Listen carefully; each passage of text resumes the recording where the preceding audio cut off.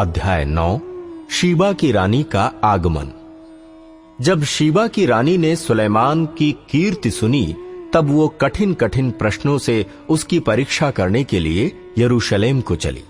वो बहुत भारी दल और मसालों और बहुत सोने और मणि से लदे ऊंट साथ लिए हुए आई और सुलेमान के पास पहुंचकर उससे अपने मन की सब बातों के विषय बातें की। सुलेमान ने उसके सब प्रश्नों का उत्तर दिया। कोई बात सुलेमान की बुद्धि से ऐसी बाहर न रही कि वो उसे न बता सके।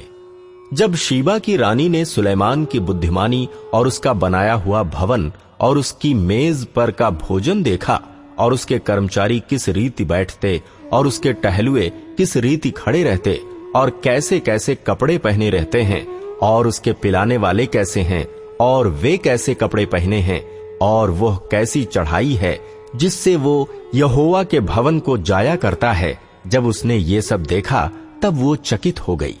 तब उसने राजा से कहा, मैंने तेरे कामों और बुद्धिमानी की जो कीर्ति अपने देश में सुनी वो सच ही है, परंतु जब तक मैंने आप ही आकर अपनी आंखों से ये न देखा तब तक मैंने अपनी प्रतीति न की। परंतु तेरी बुद्धि की आधी बड़ाई भी मुझे न बताई गई थी। तू तो उस कीर्ति से बढ़कर है जो मैंने सुनी थी। धन्य है तेरे जन, धन्य है तेरे ये सेवक, जो नित्य तेरे सम्मुख उपस्थित रहकर तेरी बुद्धि की बातें सुनते हैं। धन्य है तेरा परमेश्वर यहोवा, जो तुझसे ऐसा प्रसन्न हुआ कि तुझे अपनी राजगद्दी पर इसलिए विराजमान किया कि तू अपने परमेश्वर यहोवा की ओर से राज्य करे। तेरा परमेश्वर जो इस्राएल से प्रेम करके उन्हें सदा के लिए स्थिर करना चाहता था, इसी कारण उसने तुझे न्याय और धर्म करने को उनका राजा बना दिया। उसने राजा को 120 किक्कार सोना, बहुत सा सुगंध द्रव्य और मणि दिए। जैसे सुगंध द्रव्य शीबा की रानी ने राजा सुलेमान को दिए, वैसे देखने में नहीं आए। फिर हुराम और सुलेमान दोनों के जहाजी जो ओपीर से सोना लाते थे, वे चंदन की लकड़ी और मणि भी लाते थे। राजा ने चंदन की लकड़ी से यहोवा के भवन और राजभवन के लिए चबूतरे और गायकों के लिए वीणाएं और सारंगियां बनवाई। ऐसी वस्तुएं उससे पहले यहूदा देश में न देख पड़ी थीं। फिर शीबा की रानी ने जो कुछ चाहा वो राजा सुलेमान ने उसको उसकी इच्छा के अनुसार दिया। यह उससे अधिक था जो वो राजा के पास ले आई थी। तब वो अपने जनों समेत अपने देश को लौट गई। राजा सुलेमान का ऐश्वर्य। जो सोना प्रतिवर्ष सुलेमान के पास पहुंचा करता था, उसका तौल 666 किक्कार था। ये उससे अधिक था जो सौदागर और व्यापारी लाते थे। और अरब देश के सब राजा और देश के अधिपति भी सुलेमान के पास सोना चांदी लाते थे। राजा सुलेमान ने सोना गढ़ाकर 200 बड़ी बड़ी ढालें बनवाई। एक एक ढाल में 600 शेकेल गढ़ा हुआ सोना लगा। फिर उसने सोना गढ़ाकर 300 छोटी ढालें और भी बनवाई। एक एक छोटी ढाल में 300 शेकेल सोना लगा। और राजा ने उनको लबानोनी वन नामक भवन में रख दिया। राजा ने हाथी दांत का एक बड़ा सिंहासन भी बनाया और चोखे सोने से मढ़ाया। उस सिंहासन में 6 सीढ़ियां और सोने का एक पावदान था।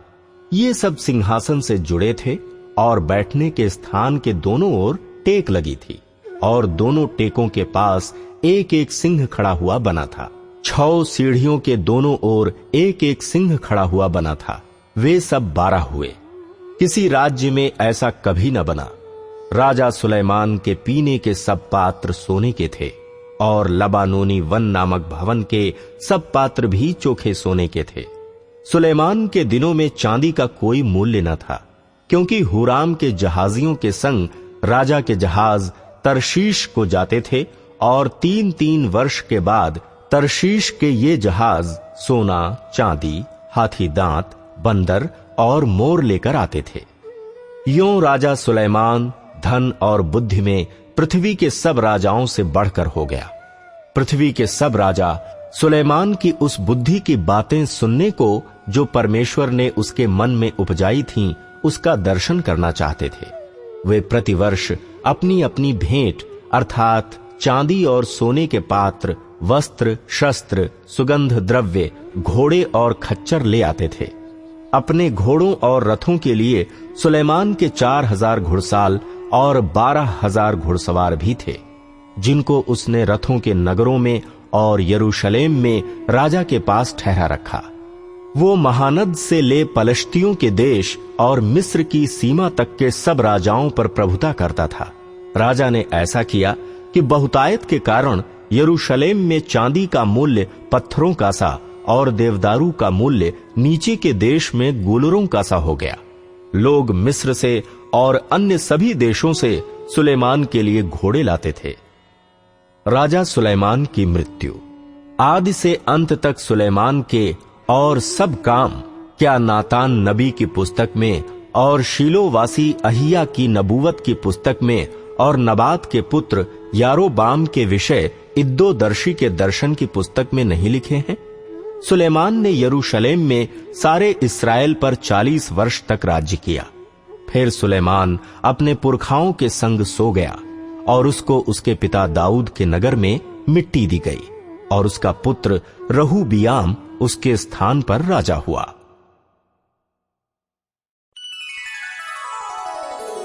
अध्याय 10 इस्राएल के राज्य का 2 भाग हो जाना।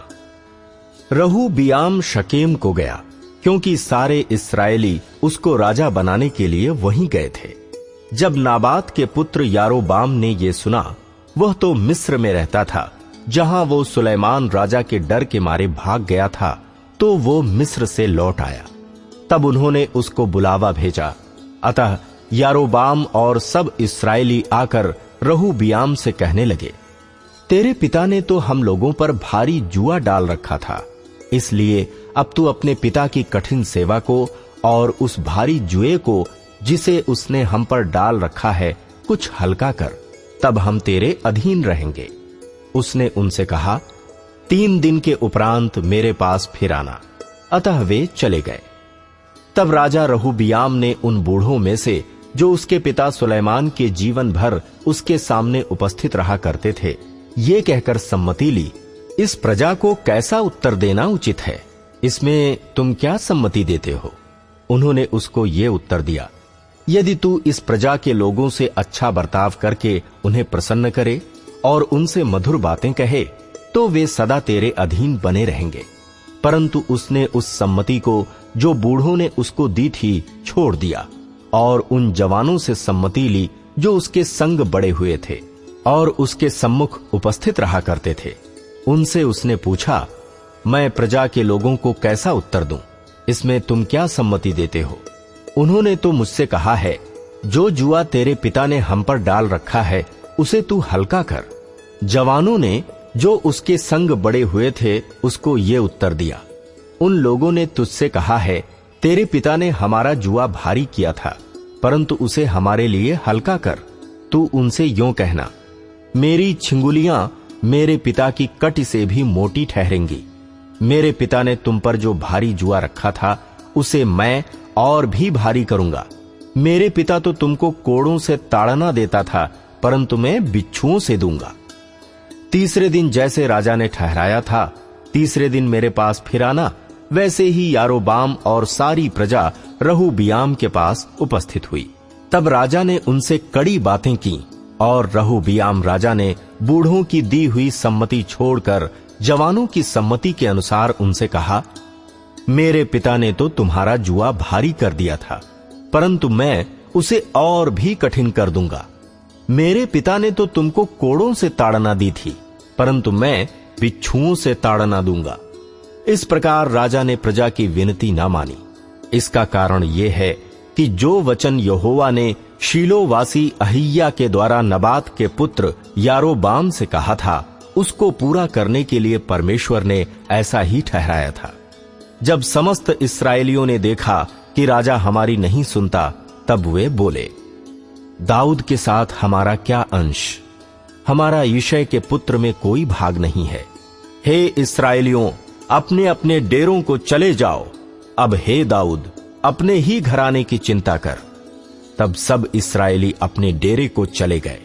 केवल जितने इस्राएली यहूदा के नगरों में बसे हुए थे, उन्हीं पर रहूबियाम राज्य करता रहा।